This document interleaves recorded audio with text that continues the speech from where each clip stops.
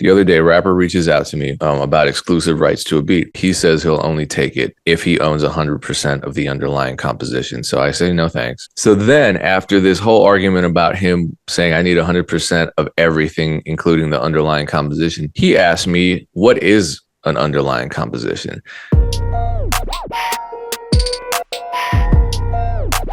What's going down? It's the Music Entrepreneur Club podcast. Damn, this is episode 199, isn't it?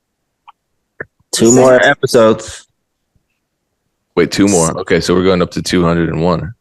You heard it no, first. I mean this is 1 and 200 is 2.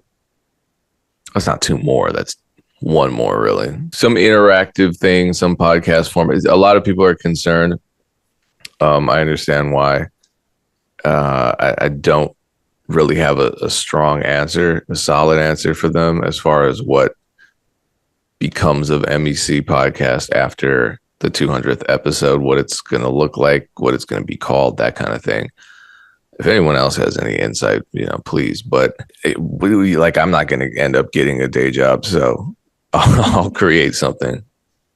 And I don't think anyone else here is jumping ship from the music business, and suddenly it's not like we're a boy band where we don't actually like each other and we're just gonna. I don't know. At any given moment, I'm ready to jump ship. Okay, maybe. Well, we will edge regularly. It will not be a love lost situation between the three of us, regardless. That's no. Yeah. We're gang all the way. Yeah. No, I mean, I think we honestly don't know. I mean, I'm obviously going to continue to be in the music industry. I'm still wearing the Two Lost hoodie. I've been working with Two Lost, and things are going pretty well. I think you should tell people why, though, because if they didn't listen to the last episode, they may be like, "Why?" You know what I'm saying? Oh yeah. So we have a new partnership with Issa Rae's radio company. If people aren't familiar, check them out. But obviously, Issa got into the music industry officially, I don't know how many years ago. But radio is a lot of different things. It's a label. It's a publisher. They do a lot of stuff, and they have a lot of resources, and they have the ability to take the MEC to another level, I believe, and that's why the conversations were initiated. What it's going to look like, we don't know exactly just yet, and I don't think we're just going to disappear from the platform like on the first of the month. So we'll continue to keep people updated on exactly which direction the MEC will go, but it will exist, unlike Funk Volume, which I did want to see the MEC exist in some capacity. I wanted to make sure that it was folks that have good intentions, that have great resources, and that we're just knowledgeable, because the MEC has always been about giving people the reality of the music industry from different perspectives, multiple perspectives, because the reality is there are so many different ways to chart a path in the music industry these days, no matter what you do, whether you're a manager, artist, producer.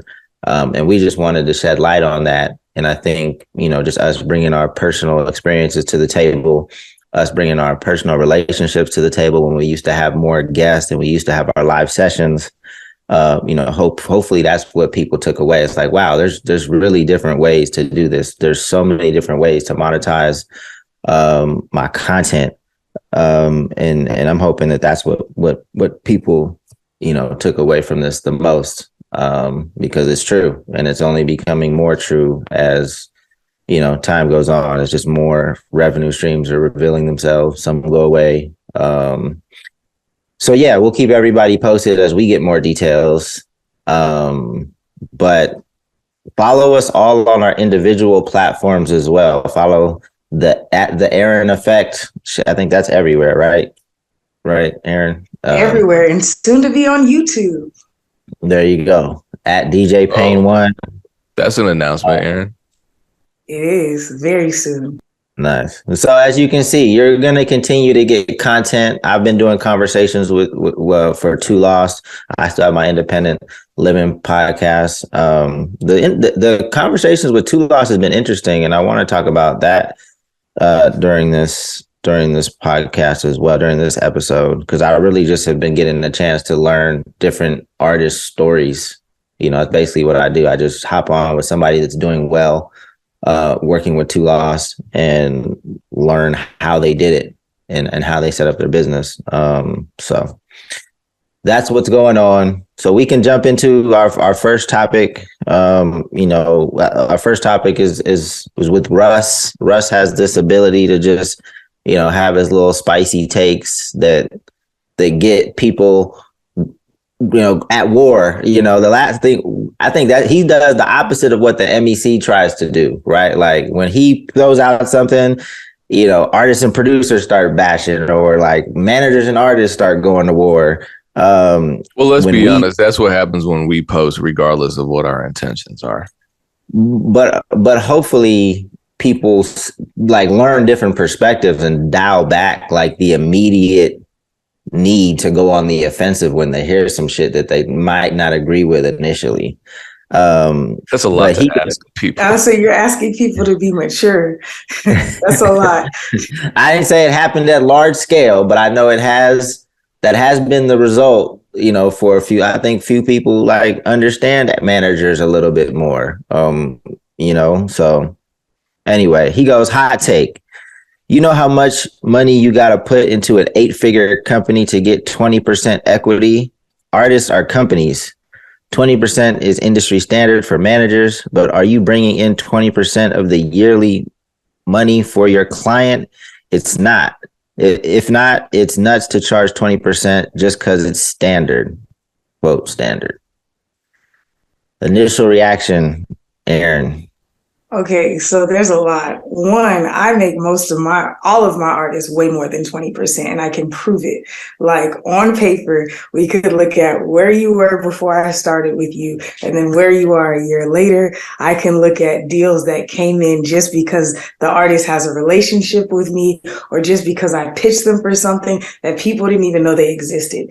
Granted, I work with smaller, more emerging artists. Most of my artists are in the all of my artists are in the 6-figure range. So I know he's talking about 7-figure artists. So this is where my 8 figures, 8-figure artists. Okay. This is where my perspective. So I have to state that, I have to assert that, because I do recognize that if you've got a big thing going, but I would say even with 6-figure artists, they think that they're like it, and they'll have those conversations like, I don't think you should get paid unless it's something that you're bringing to the table. I don't think artists understand how much goes into management, just like how artists feel that managers don't know how much goes into the artistry part. But I will say that managers don't typically get equity. I do get equity with one of my artists because that's the way that we have structured our deal.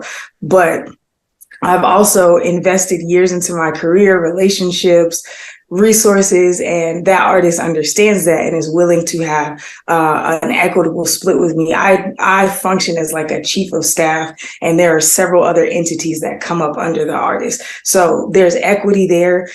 We have different splits for different businesses that this artist has. So for me, I really like that position because I feel like I'm honored in the role and in the capacity that I bring. But all the other artists, it's not equity. We manage somebody for 2.5 years. Their entire career trajectory completely took off, and then they left us. It was mutual because we didn't like each other. But it's like, if it was equity in a company, I would still be getting paid, or I would have gotten bought out. And that's not what happened. And so calling it equity is a very slippery slope, especially to artists who don't really understand entrepreneurship or understand how to run a business. Again, I get that if you are an 8-figure artist and a new management team comes in, and you are uninterested in paying them until they prove themselves, my thing is, can you manage this on your own? You can't. You cannot manage an 8-figure company on your own. And if that's the case, cool, hire your staff. Because I do know several multi-million-dollar artists who have hired their manager. Like, I know this one, somebody made a mention of them the other day, but their day-to-day manager makes 6 figures, right? So they're on salary. And then they have also their management team is on salary, but they have 8 people functioning within their management team. So all those people are on salary. the cool thing for them is that they know how much money is going out every single month. The thing is, if you have any type of slowness, if you want to take a lot of time off, whatever, they're on a guaranteed salary. So it's a different situation, and you still have to manage that differently. You have to have a checks and balances in place, because if they don't have to fight for their percentage, then there's a different type of thought process that may come with the way that they work. You know what I'm saying? So I think that there are, Russ, if you don't want to pay a manager 20%, find one that'll work on a salary. But for what you need and probably the demands that you have, you're not going to find somebody who's equal to your level. I don't think that would be willing to work for a salary, at least in my experience. Great managers are worth their stuff, and great managers, I'm dealing with that right now. There's a deal on the table that doesn't make sense for me. I'm like, I recognize how valuable I am. I recognize that you also see your own value, but these two things are clashing. So I'm uninterested. I will leave the money on the table rather than you devalue me because you don't understand what I bring to the table. So that's my 2 cents. Respect to you, Russ. I think this is a hot take, but I think it is misspelled. And I think that it could misguide a ton of people, because the assumption is that managers actually have equity in company, and most managers do not. Well, to speak to that, I think a lot of people who are just, at this very low level of knowledge and experience within the music business, which is the vast majority of anybody, whether it's our audience, whether it's Russ's audience, people are aspiring artists, aspiring managers. They don't have that level of experience and knowledge to have a conversation at Russ's level. Anything Russ says, I look at as valid, even if I disagree, just given his experience level. But I also know that his brain is operating up here, and the conversation often happens way down here. So there are people who watch Shark Tank and they think, well, that's how the music business operates. Russ is just drawing a parallel here. I understand that. Other people probably don't. And they're like, oh, yeah, equity. Or they'll throw. I got artists that contact me who are like, I need 51% of the publishing, so I have executive power over the song. I'm like, that's not how this works. Yeah, if I have 51% of the publishing, then that means I can make decisions on sync without your approval. Like, no, it doesn't, but you can think that. I'll give up my 1% just to shut you up. So it's one of those things where, he said it was a hot take. It's certainly a hot take. At the bottom, the conversation is going to be the same, as Dame said. A lot of people just throwing broken glass at one another, and they don't know what the hell they're talking about. And I think most people weighing in on the conversation, what I've seen is people who don't make a living at all in the music industry, and then 6-figure artists who are disgruntled with the management situation that they've had. But I saw several artists who have jumped managers multiple times. I'm not saying that that's a reflection of you. I get that stuff has to make sense. But my thing is, if your management isn't suitable for the needs that you have, like, that's a conversation that you need to have.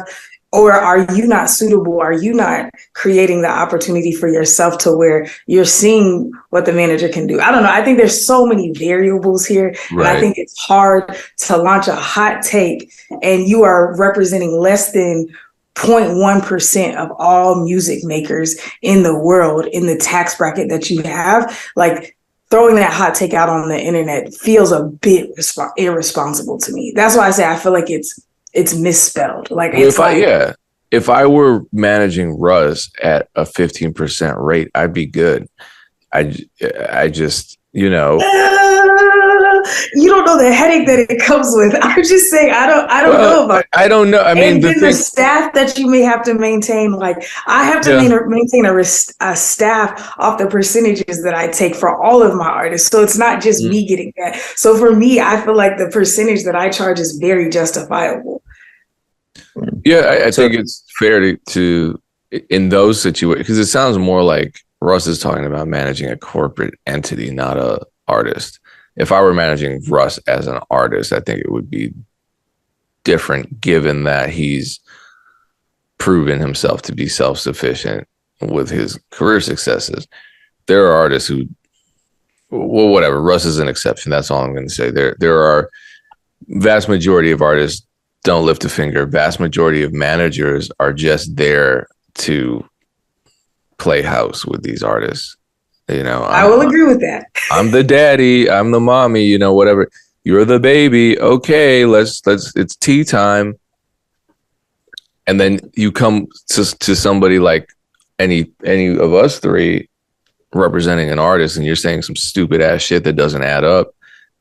I don't even want to have this conversation. And then, you're holding your artist back. But realistically, if the artist doesn't know any better, I know this isn't the spirit necessarily of what Russ is saying, but if you're an artist and you're not trying to learn, I've said this before, if you're an artist and you're not trying to learn at least as much as your manager knows, if you're not trying, I'm not saying you need to surpass your manager. I'm not saying you need to match your manager. If you're not trying to learn what your manager knows, then you're destined to be at odds with your management. You're destined to underappreciate them, or in the case that they're actually not a good fit, you're not going to know until it's too late. So my opinion is, and I think it's a little slightly different than yours, Erinn, because I do think he's at a point where he can hire somebody like super, super knowledgeable, give him 500,000. I know a lot of capable, like really dope people that I don't know what headaches it comes with. I don't know what he's like. I mean, putting that aside, because I don't know, but let him pay 500,000, even. I mean, for an 8-figure business, that would still be a lot less than 20%, right? So, even 700, and with some incentives, and he can get somebody super, super sharp to sit in that role. And I don't think Russ's business is that complicated just from the outside looking in, because the music streams well. He kind of does all that himself. I could be wrong, but it doesn't, from the outside looking in, it don't look like his business is that complicated, because his music does so well. But the equity confusion is a red flag for me for Russ at this point, because that leads me to believe that there's still a lot he doesn't understand, and there's probably a lot more potential for his business. I know that's a lot to assume based on just. This is why I'm saying he needs somebody in the seat. If he has somebody who can help him move, they should get that percentage. I agree with you. Yeah.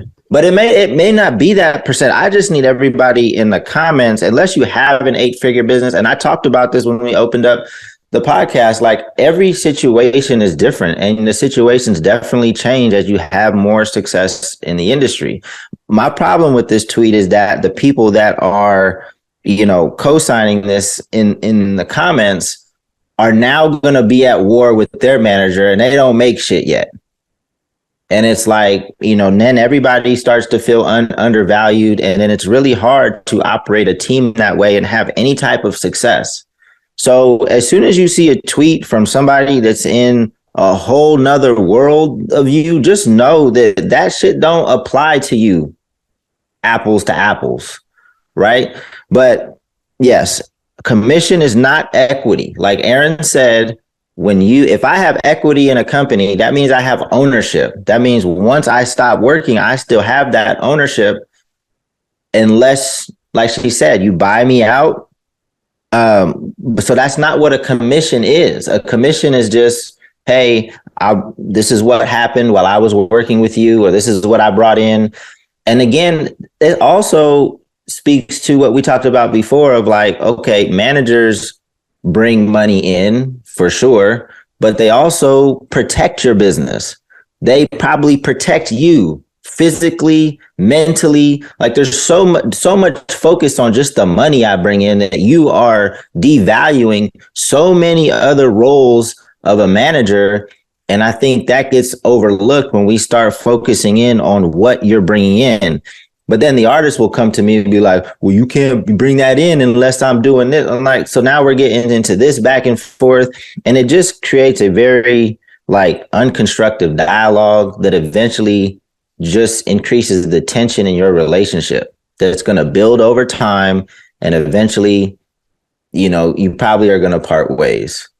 So we can move on from this, but I really wish Russ would stop throwing these hot takes out there, because he thinks he's helping artists, but in reality, it's causing probably a lot of issues. When these artists see these hot takes and then they go back, whether they discuss it with their manager or just keep it inside, be like, well, you shouldn't be getting this anyway, because Russ said.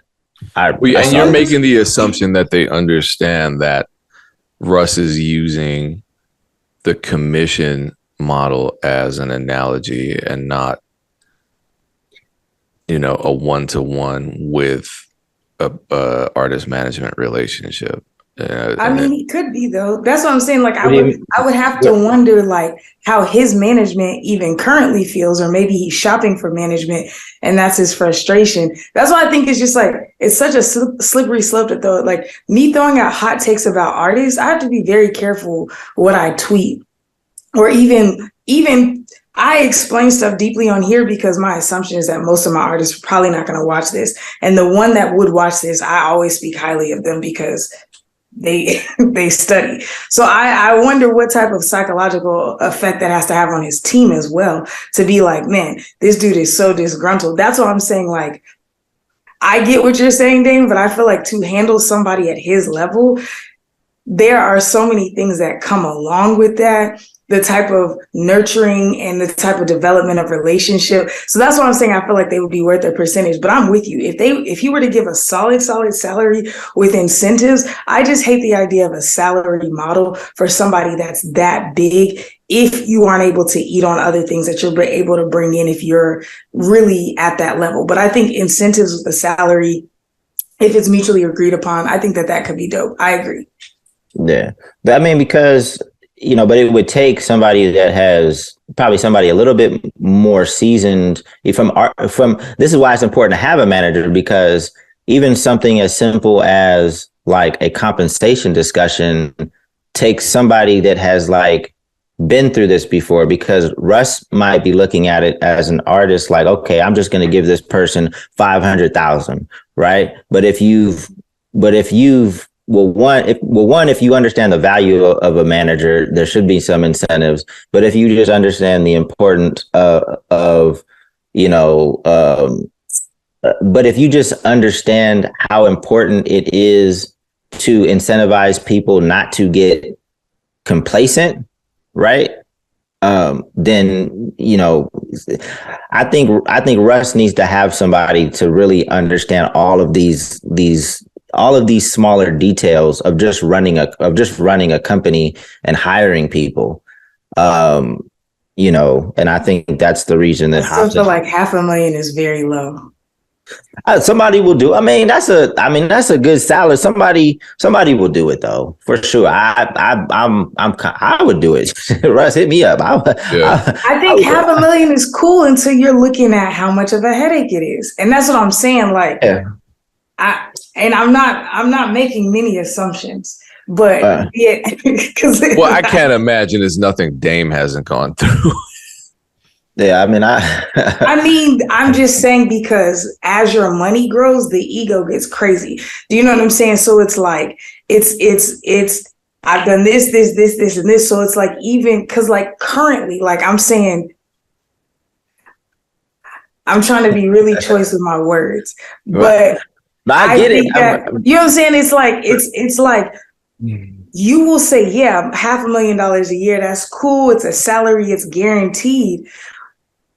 Maybe it's just me, but I am so quick to walk away from money when you disrespect me. And I feel like putting a manager in a position where you're like, you work for me is I just feel like that makes it dangerous. Do you know what I'm saying? And I get that some people have their managers on salary, they have a staff, but like, as a manager, I work with my artists. I don't work for my artists. It's you know what I'm saying? Like I make it. So I think that even changing the structure of that hierarchy, again, with somebody who's making this much money, again, with that level of ego and with that level of success, I'm not taking away from what he's done, but it's like, when you've only seen it from your point of view and your point of view has been proven right so many times, bringing somebody else in to be like, yeah, but there's so many other ways to look at this. And also, here's something that we should try, or here's a place that we should go. Do you know what I'm saying? Like you said, his business isn't that complicated. I agree. That's what I'm saying. If he got a really, really great manager, I think that he would be soaring. And I think he's already soaring. Again, I'm not taking away anything, but there's so many other levels of his business that I think could be amplified with the right person in place. And I feel like especially the right person, is getting him in different rooms, in different conversations. And I know he's doing a lot, and I don't know what he's doing behind closed doors. So this isn't a shot or an assumption, but I think that he could be global superstar, forever level. And I know he just did like a festival. He did his own festival in like Tel Aviv, something like that. I know he's massive. I know he's growing. I don't know. That's just my opinion. I think that a salary of $500,000 for somebody like him just seems low to me. But again, I'm somebody who is like very big on my value right now, and I'm championing for that. So I think I may just be coming from a different place. Well, I'm just confused as to whether he's talking about managing himself as an artist or being the CEO of the company, because then I think those are very different worlds too. No, well, it says, he said artist or company. I don't know. Like, I don't think he had, maybe he has a bunch of different people working for him, but it just seems like his business is pretty simple. Like, I don't know. Here's what I'll tell artists and managers. Like, we have to be very careful with our words, and you have to have a very healthy line of communication with the people that everybody wants to feel valued, right? So even when artists, you have to catch yourself, when you're talking, even I versus we, right? When you're like, I, like your team is hearing that.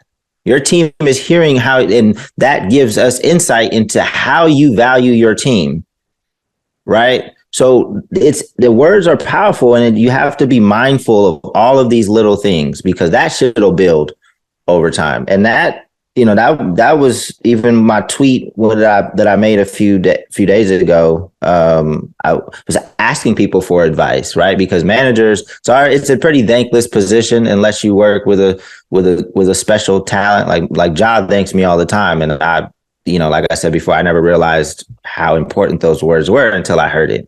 But what is the advice for managers? Is it like, hey, just get comfortable not getting credit? Should you? Unfortunately, yes. But somebody did respond, and they said, they were like, hey, just make sure you're like maybe keeping a journal of things, because that might help you in your conversation if you need to.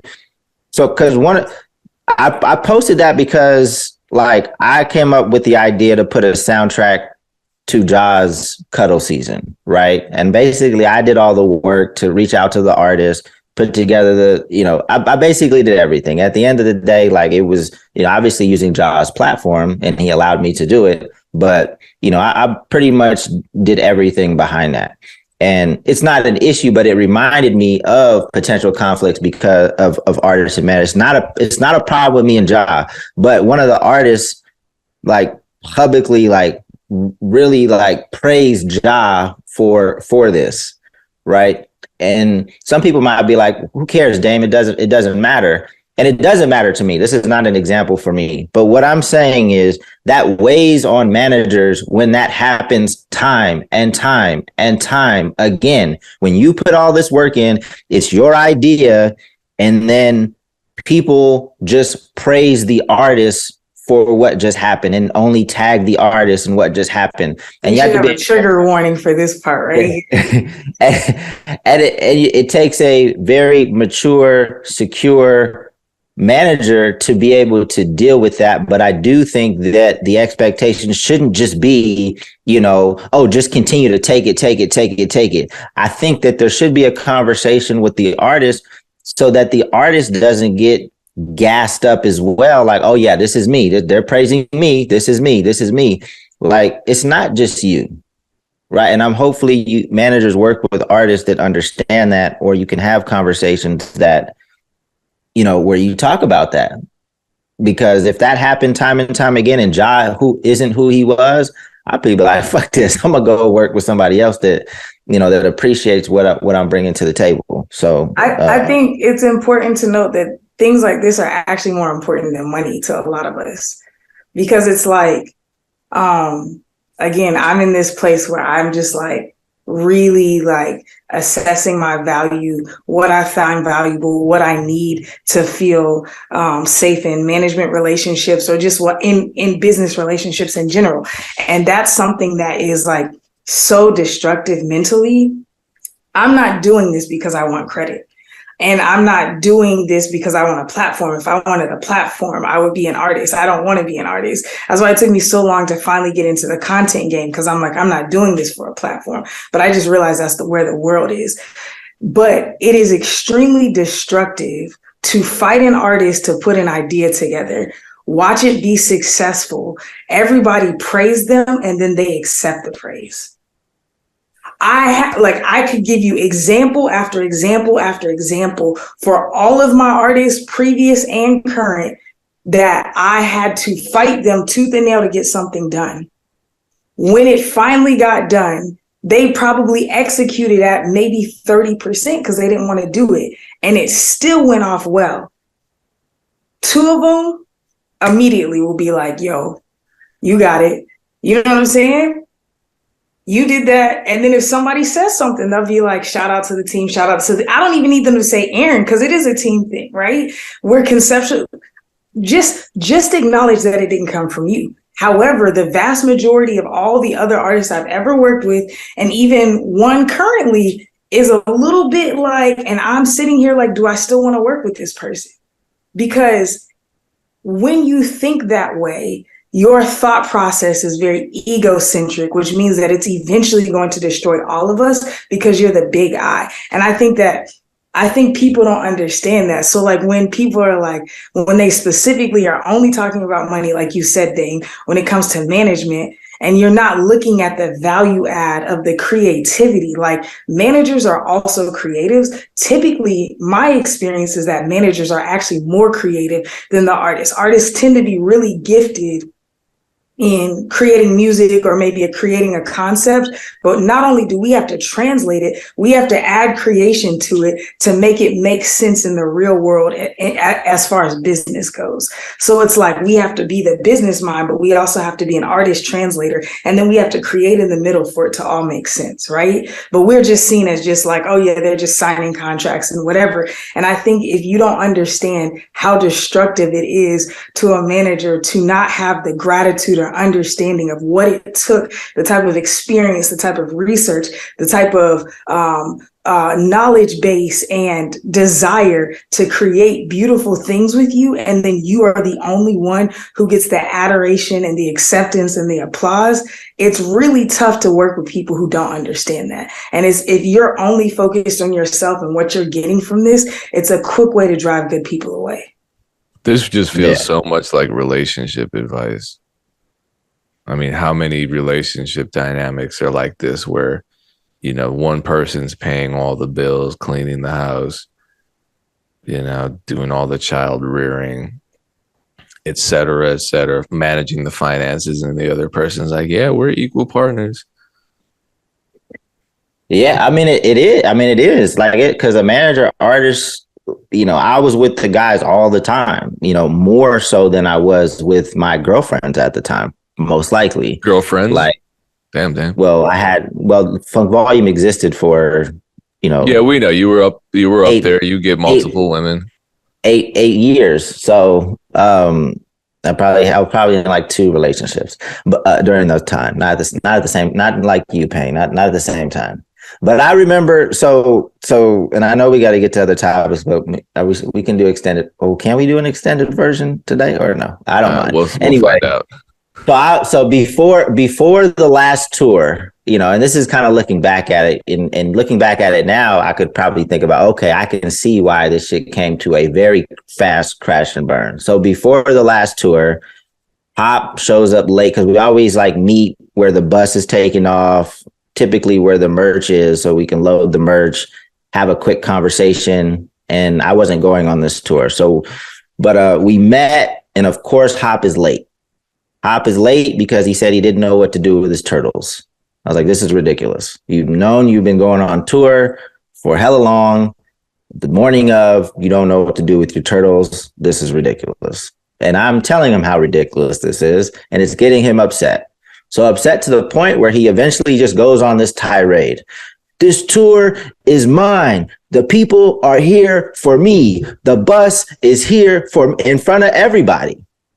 And it's like, you know, and I knew he didn't really value anything else but what he did before. But like, to just put that on display for other people, the writing was on the wall. And that still wasn't like writing on the wall, like your label is about to crash and burn, but it's like writing's on the wall in terms of how long this relationship can exist between me and whether I stay with You're better than me, because that would have sent this shit up in flames immediately. I'd have been like, cool, I'm out. Let's see you do it for yourself. What? But at this point, there's people that work for Funk Volume. I mean, there's people, I'm saying there's other artists, as somebody that's running the label, there's so many other things. We've built something a lot bigger than me, a lot bigger than Hop, even though he doesn't know that yet.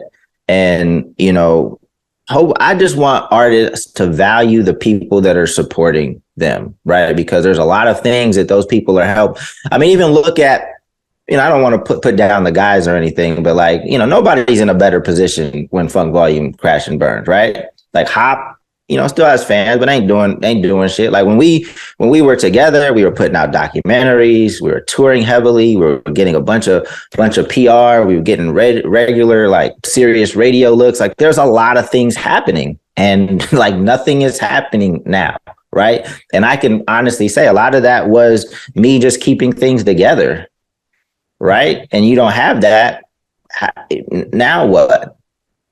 Somebody has to do it. So anyway, just value the people that take their time to support your career. Well, let me spin off on what you're saying, Dame, because I know that we are all aware that there's a narrative out there that independent life and DIY life is this glamorous space. The major labels are so evil. You don't want to work under them. They're awful. You want to do it yourself. Anytime there's any sort of issue that I bring up with the music business in general, they don't even know what the hell I'm talking about. I'll get a ton of replies just saying, yeah, that's why you go indie, or that's why, and it's damn near like the just go to Web3, bro. Is damn near like that rallying cry. It just became this platitude. Go indie. That's why you mess with indie. Do it yourself. Which I do. I mean, I've never been, I guess I kind of been signed to a major once, but it was not a restrictive deal. I've never relied on the majors for my music, for my career, for my income, none of that. I would actually submit to you all that regardless of how much criticism I have of the traditional music industry with the major label structures, major publishers, etc., that the DIY independent space is actually much more difficult to navigate. And the reason is because, as I've said, when you're working with people who may not understand the music business compared to working with major labels, it's like night and day. Major labels will try to get you, but they can't get you if you have a lawyer and you know the game. I know the game. I have lawyers. I have management. So when I walk into one of those situations, my role is very clear. When I'm working with an artist who's unsigned, or maybe an artist who's signed to an independent label, and an independent label could mean anything. It could mean their friend from college just started a label account on District, and nothing bad about that. I have one of those. I'm just saying, it's great that you're doing that and the resources are there, but that doesn't mean that the knowledge and experience are there. Situation that exemplifies what I'm talking about is the other day, a rapper reaches out to me about exclusive rights to a beat. Okay, cool. I give him a price. He says he'll only take it if he owns 100% of the underlying composition. So I say, no, thanks. For whatever reason, he's asked me about like 10 other beats, all the information. I'm working. So even if somebody seems like they're maybe wasting my time, I don't know. I gave him the information because he's asking. The whole time I'm trying to talk him into spending less money. I'm telling him to get the unlimited rights. I'm telling him I'll give him a discount on the unlimited rights. Just test the song out before spending money on exclusives, because you want all this extra stuff. So why not just make sure that you're making the right investment here, right? So you don't have buyer's remorse after. So then after this whole argument about him saying I need 100% of everything, including the underlying composition, he asked me, what is an underlying composition? So I explained it all to him. I explained to him how royalties are collected. He goes, man, I just want to make music. So I say, why did you ask me all those questions? And he said, because to me, exclusive means I own it 100%. I said, respectfully, that's not what it means. Exclusivity means that no one can purchase it or license it after you. And you get full ownership of the master and your fair 50% of the underlying composition. And his response was, how I own it when it's not mine. I'm like, because I just spent an hour explaining this to you. That's how. And you're not listening to me at all. And you're getting free advice here. And rather than take it in, you just want to go back and revert to your original point, which is an entire misunderstanding about how the music business works.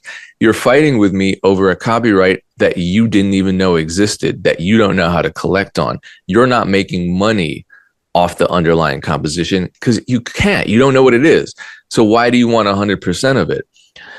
So when people tell me how bad the major labels are and working with unsigned and independent artists is just, this paradise, I know that they have no idea, that they've not worked with enough of either to have that information. Major labels, they're headaches, but they know the music business. So I feel like when I'm working with a major, we're working within a structured space with established rules and established ethics. I'm not saying sometimes they don't try to pull fast ones on you. They do. But if you have a lawyer there and you have a manager representing you, they have to put it in writing. I'm not going back and forth with someone for an hour via text. I'm telling my lawyer, these are the points, and they're reporting back to me. Because they're getting paid, 20%, their incentive to make it easy is clear.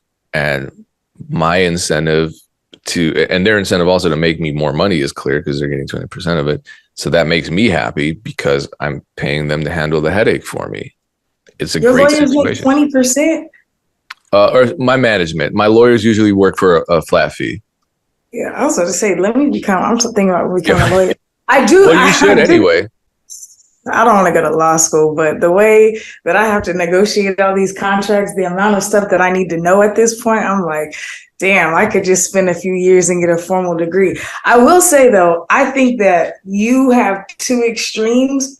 You have, respectfully but disrespectfully, the bottom feeder artists who don't know what they're doing, and then the major labels. I feel like when you jump into like majorly independent artists, which is like what I would consider the artists that I work with, or indie labels who have a really good structure, you typically get like, it's a little bit healthier. The flow is a little bit better. Like with all my artists, we're doing lawyers and paperwork. Do you know what I'm saying? There's one artist that we do kind of like, they'll make an agreement via text. He'll send me the screenshot. I'll send the contract. They agree. You know what I'm saying? So we keep the lawyers out of it, but we do contracts for everything. It's not a lot of haggling. If he doesn't agree to the price, then I will call the producer. And if there's any issues, then we'll just cut the song type vibes.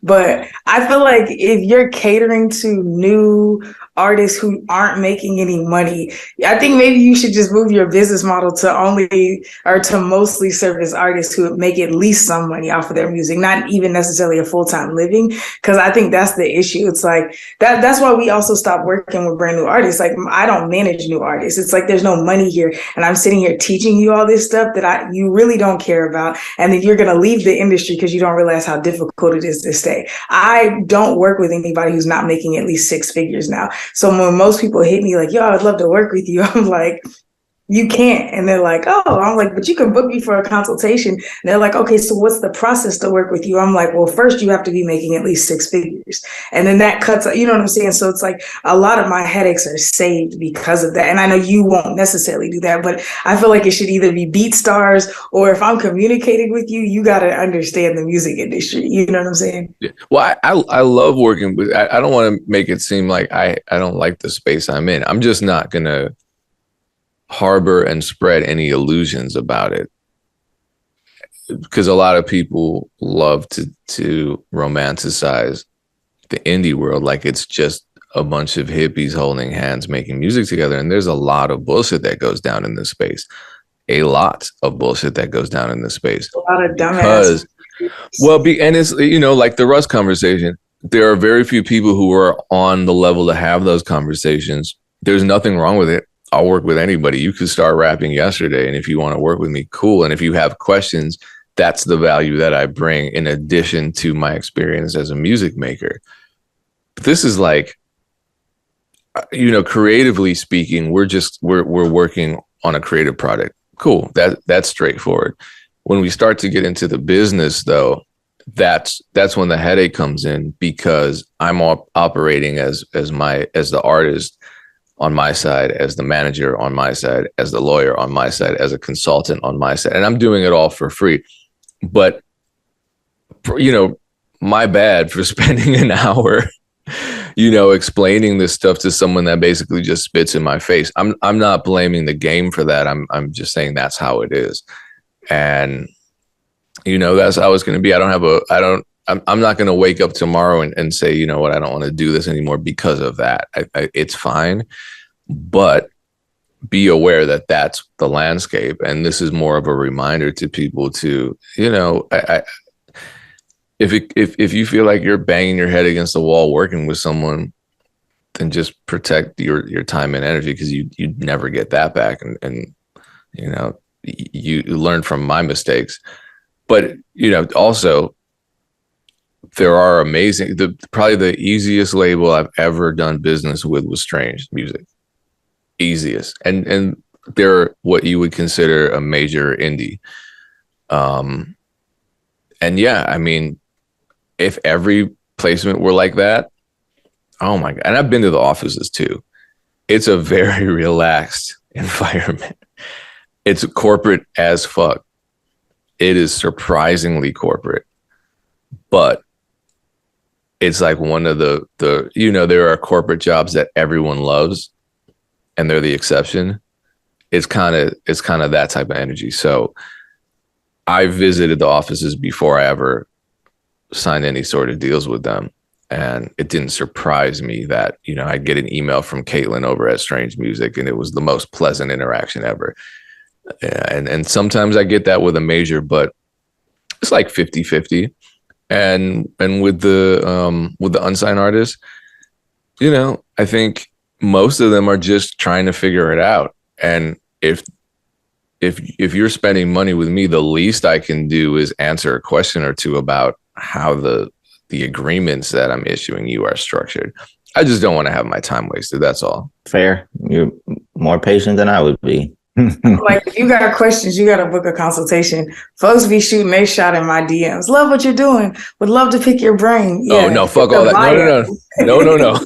To me, that's why we do stuff like this, so that I answer questions at scale. But the consultations has been cool. I've been working with a couple of cats that want to start a label out of I think they're down in Louisiana. I'll probably continue to do those. I don't even remember how they found it. I thought I took all those links down, but starting a label is tough.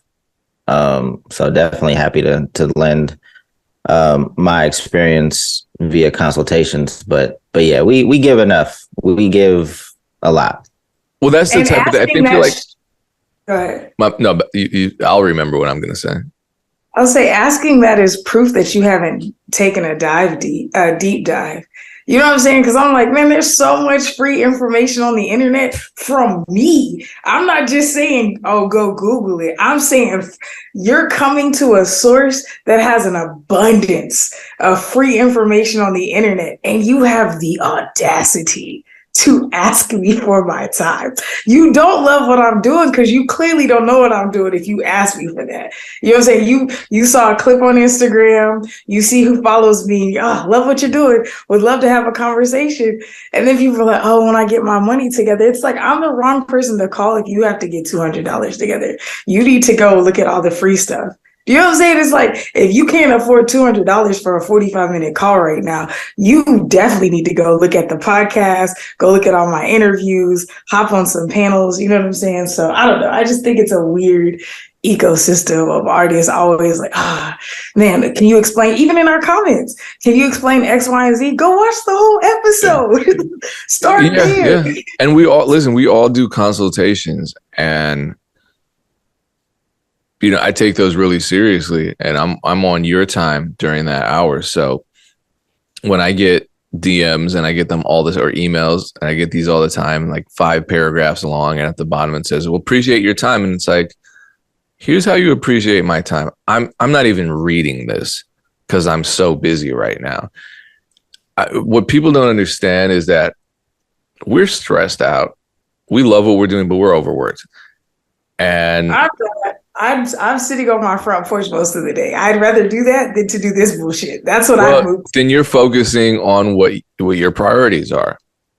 You know, I'm focusing on what my priorities are, and there's very little time. I learned how precarious my ridiculously busy schedule is since the pandemic. You know, since shows and touring were kind of taken off the table. I've just filled all that time with a crazy amount of work.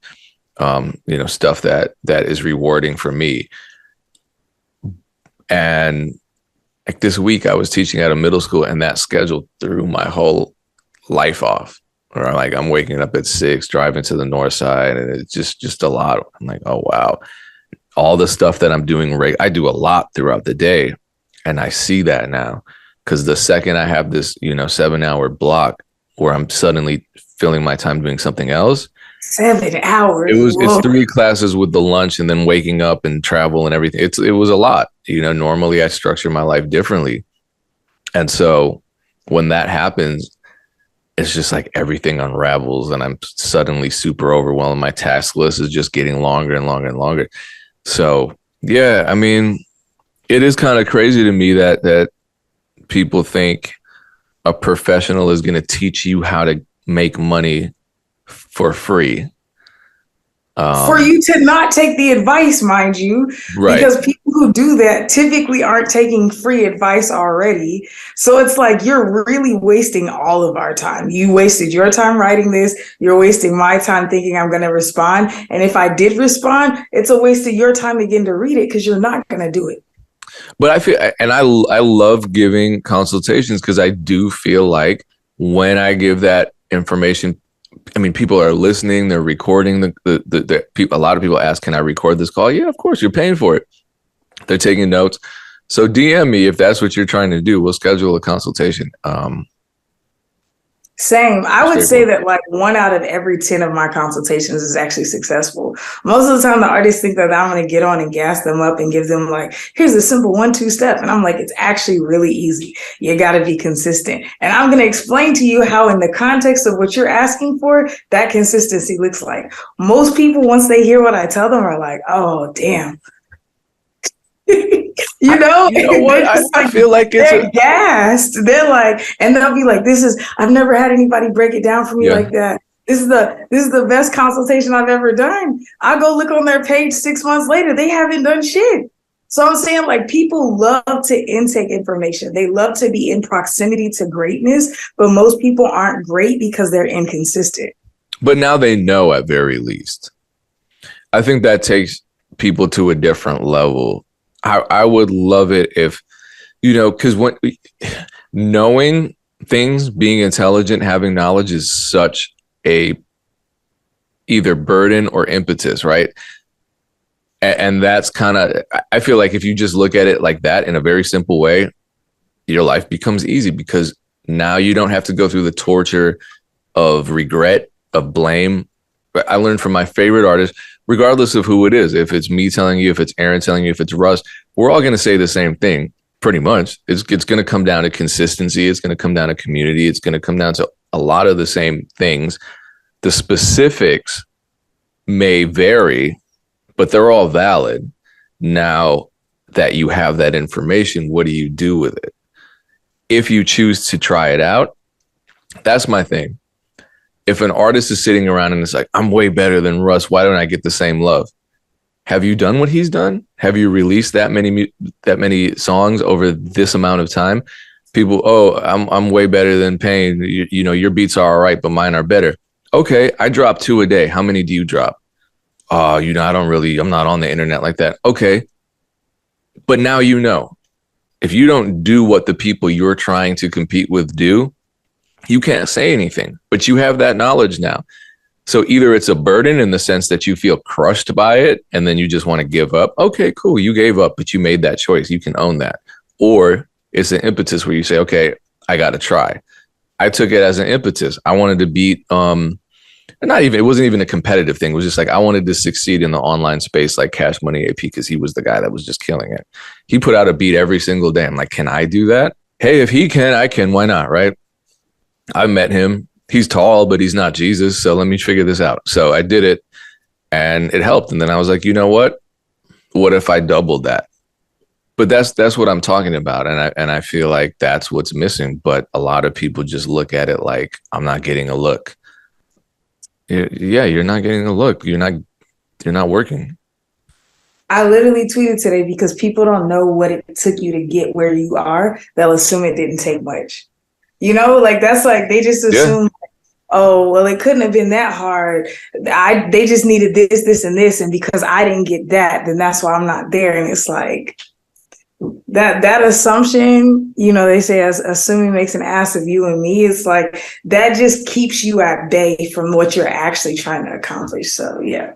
I just want to ask a question. I don't have a comprehensive dialogue or thought process about it, but I'm noticing a lot of disgruntlement, I would say, on the side, not necessarily the business type, but just like people providing assets to the music industry. So like songwriters, managers, marketers, everybody is talking about how frustrated they are that people aren't valuing them, whether it's like they're like songwriters. I've been seeing so much talk about how they get paid out so late or how they don't get paid for sessions. And then the song may not come out, but they did 3 weeks worth of sessions with this art, and then marketers are like, the label will spend $4,500 on a release party, but then we'll be like, let's put $200 into the marketing and see what goes from there. Do you know what I'm saying? Like people are just frustrated. My manager friends are frustrated with their artists or like what they're getting paid.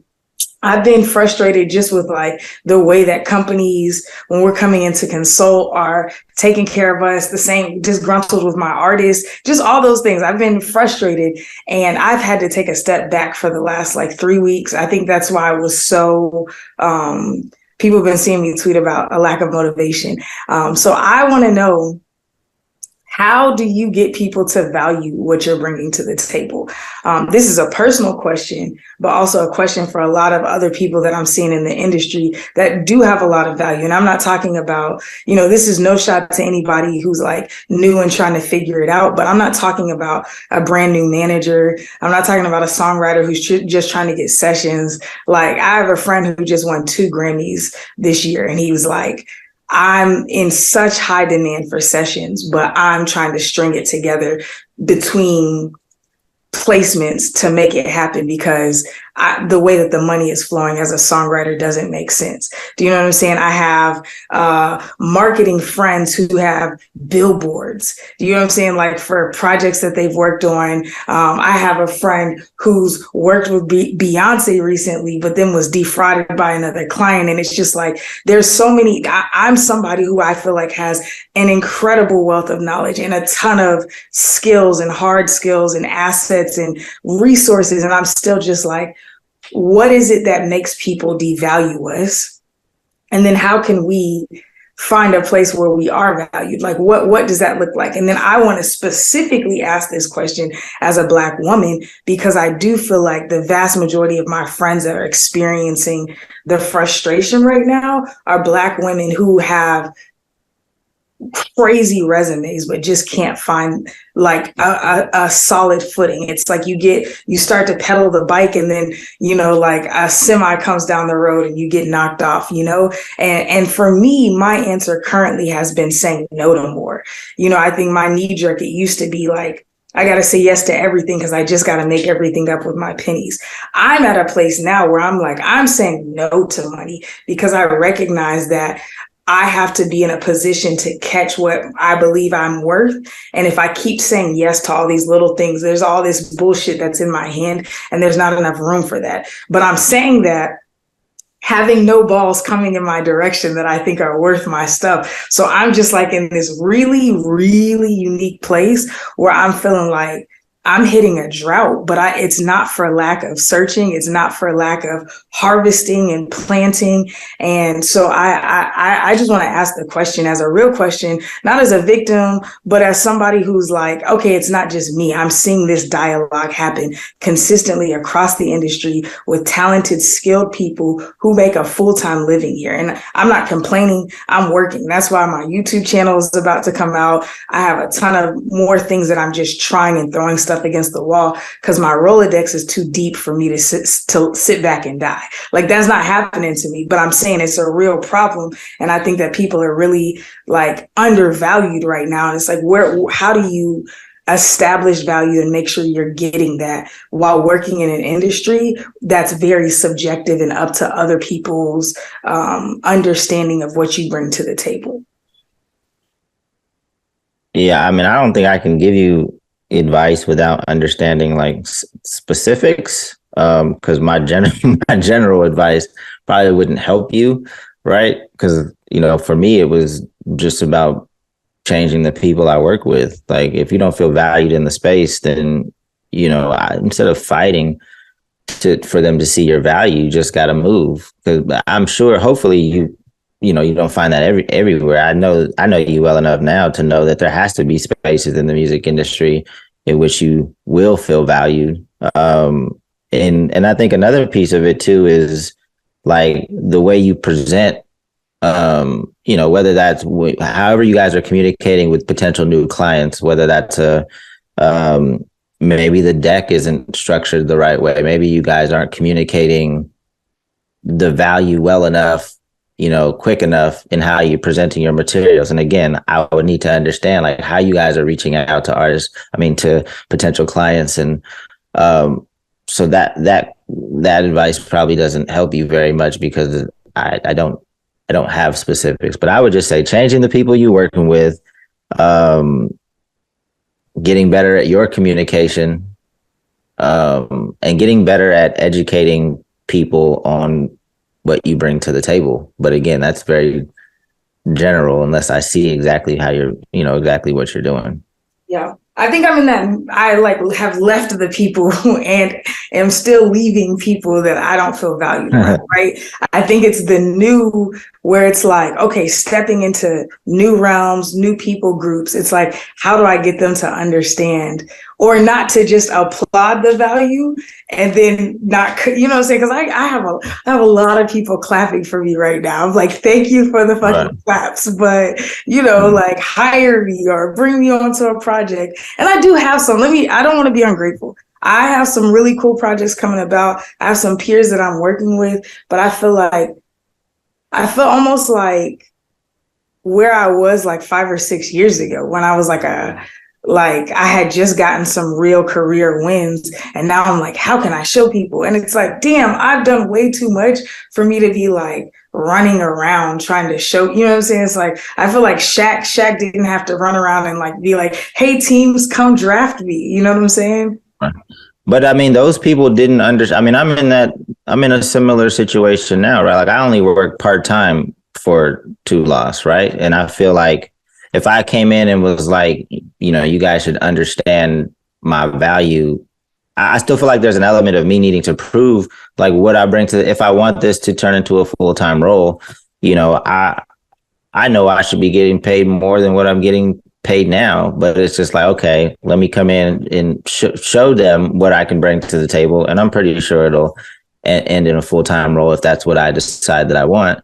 But I think we always have to prove it because we know what we bring to the table, but I don't think people always know. So, I mean, I say prove then. I'm saying I don't even feel like I'm getting the opportunities like to get my foot in the, what I'm saying? It's like people will clap and then I will have a ton of sit downs and people are like, we love what you're doing. And then nobody invites me to the party. Nobody lets me even get my foot in the door to even try it. So that's what I'm saying. I feel like I'm at the party trying to prove myself. I'm not even at the office meeting the next day. Do you know what I'm saying? Yeah.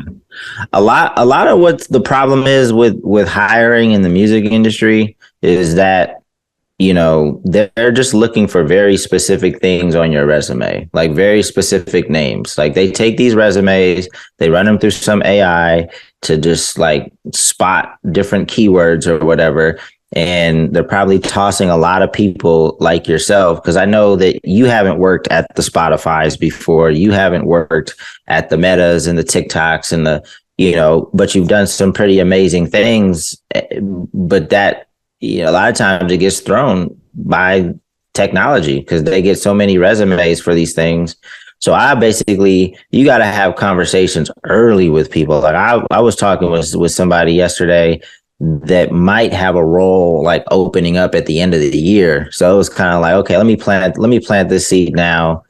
And even when you see some of these roles on the internet, they're doing that because I think it's some HR rule in Cali. It might be nationwide where you kind of have to put these roles out to the public, but internally it's already being filled by somebody's best friend's son, So there's a lot of games being played, and it is fucking frustrating, but you just got to keep with it. And, as much experience as we have, I sometimes feel like I have to continue to prove myself. And that's fine because the industry, for me at least, because I know the industry keeps evolving and there's a lot more stuff to learn every day. So, I need to prove it to myself that I'm still of value to folks. So it does suck though.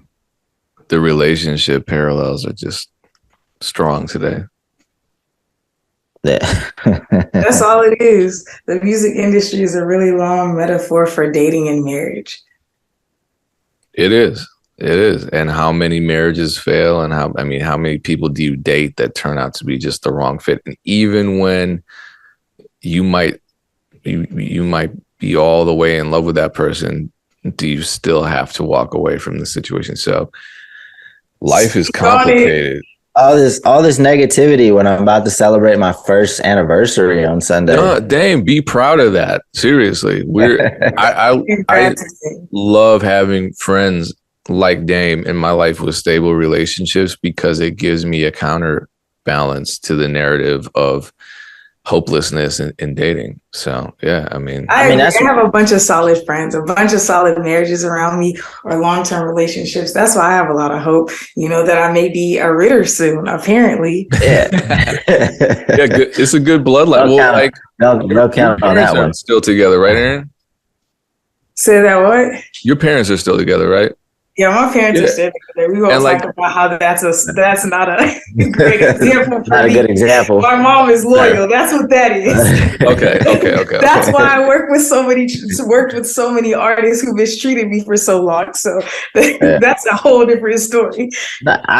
For me, it's the same thing. Like a majority of my friends, like it's a very small minority of the cats that have gotten divorced already. Like most of my close friends are, have been married for a very long time. Like I'm the last one, to get married. So I saw a lot of positive examples. Kids, when I have kids, I have a stepdaughter, but she's already out of the house, and we're trying to have our own kid, but that kid's not going to have like that. My friends' kids are going to be the babysitter for my kid, essentially. But I got a lot of great examples around me. You do, Dame, because I've met some of your friends when we were on tour and we were staying with some of them. I'm just like, man, I'm like, what the fuck is wrong with me? I've just been dragging my feet in the gutter this whole time.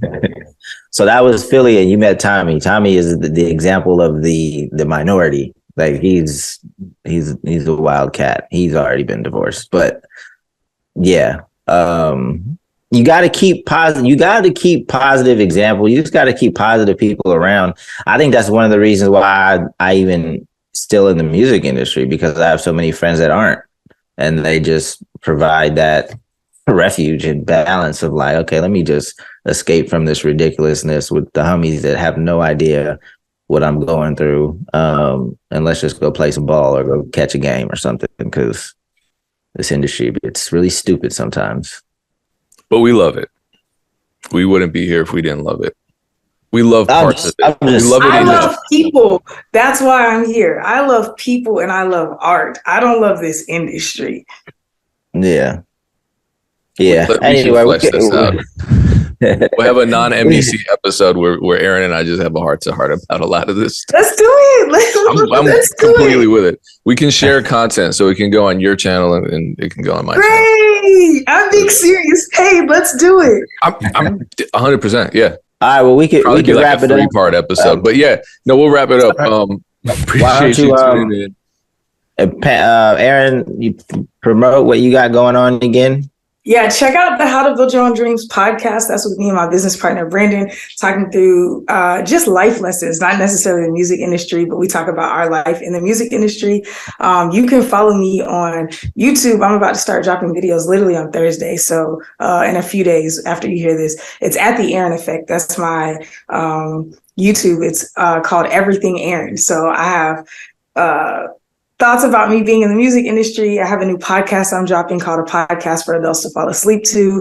I'm doing day in the life posts. All of my TikToks that didn't take off are going to be on there. So you can stay connected with me and engage with me as far as who I am in the industry and who I am as a real person outside of the music industry. Dope. And I've been slacking on the Independent Living podcast, but I just had a conversation with a young lady named Tony Romiti, and that was cool. That's going to drop in the next. She's killer. Yeah, no, she's dope, and she could hoop too. We hooped together like a month ago. Some cat hurt. Oh damn, you linked up with her. That's what's up. Shout out to Tony. Yeah, some cat hurt her neck though. They were going for a loose ball, and this cat wildly went for the ball. Did you fight him for her, Dame? Did you protect her honor? Did you fight him for her? I definitely didn't. I don't think she needs. She's pretty like, I don't know what the word. I don't want to use the wrong word and get canceled, but like she's resilient. She said, "Bitch, what?" Yeah. And got back. Yeah, pretty much. Like she's is spunky is a bad word. I don't know. She'll definitely talk. Good. She'll talk her shit. Like she don't need a guy to speak up for her. Like she's pretty. I mean, I'll talk my shit. I still love when guys take over for me. Please, defend me. Like I want to say my shit and then get behind you. Hey, it's basketball. Like if it was, if we were just out and somebody like recklessly ran it. I mean, it's hoop. If you on the court with the fellas, then you gotta play with them. You gotta. Yeah. So you can't have somebody on the court that's like about to fight because you playing just as hard as you would all the other dudes on the court. Like respect to him too. For going hard, but protect the ladies. Nah, no respect. It was still kind of like, bro, you weren't. It was flagrant. Okay, no, it's not even flagrant. It's just stupid. Like, because you weren't gonna get that ball. Like, it was one of those things. Like, you weren't gonna get the ball before her. You didn't have to go. Yeah, but that's you play with a bunch of cats that. Some guys been playing forever, and some cats don't have much coordination, or ex-football players, and stuff like that. That's the risk you take playing at LA Fitness. Yeah,